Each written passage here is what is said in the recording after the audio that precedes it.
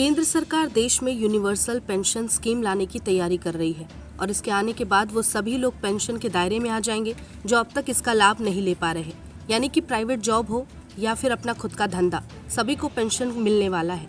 नई universal pension scheme लाने के पीछे सरकार की मंशा असंगठित क्षेत्र में शामिल कंस्ट्रक्शन सेक्टर में काम करने वाले श्रमिक और गीग वर्कर्स को पेंशन के दायरे में लाना है।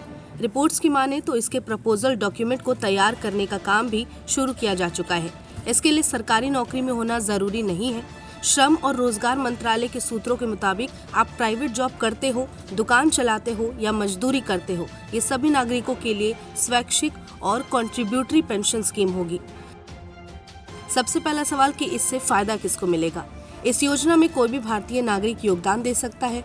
सूत्रों की माने तो 18 साल से ज्यादा उम्र का कोई भी व्यक्ति जो 60 साल बाद पेंशन चाहता है वो इस स्कीम का फायदा उठा सकता है। बता दें कि सरकार इस योजना को ईपीएफ के तहत लाने की योजना बना रही है। अब सवाल कि क्यों लाया जा रहा है ये स्कीम।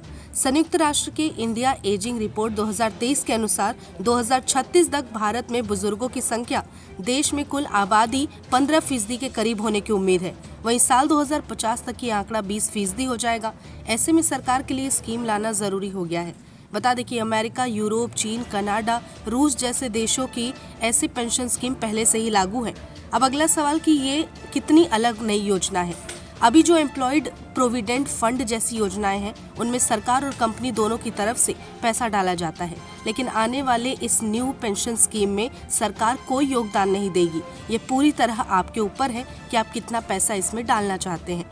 नई स्कीम मौजूदा नेशनल पेंशन स्कीम यानी एनपीएस को रिप्लेस नहीं करेगी। नई स्कीम बस आपको एक और सुरक्षित ऑप्शन देगी जिसे कोई भी चुन सकता है। अब केंद्र की 3 चर्चित पेंशन स्कीम्स के बारे में जान लेते हैं। सबसे पहला है अटल पेंशन योजना APY। इसके तहत 60 साल का होने पर हर महीने 1000 रुपए से लेकर 5000 रुपए तक की पेंशन दी जाती है।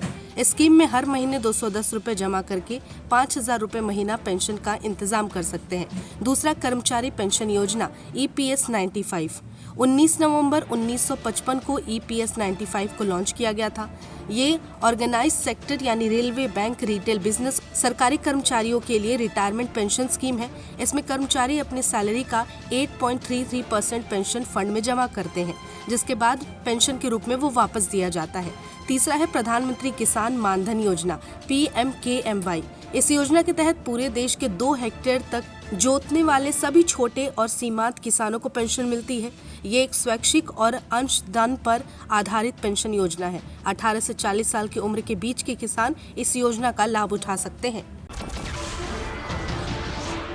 नमस्कार, मैं हूं मानक गुप्ता।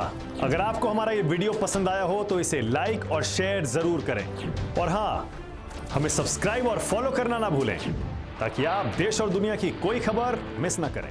तो जुड़े रहिए हमारे साथ और देखते रहिए News 24।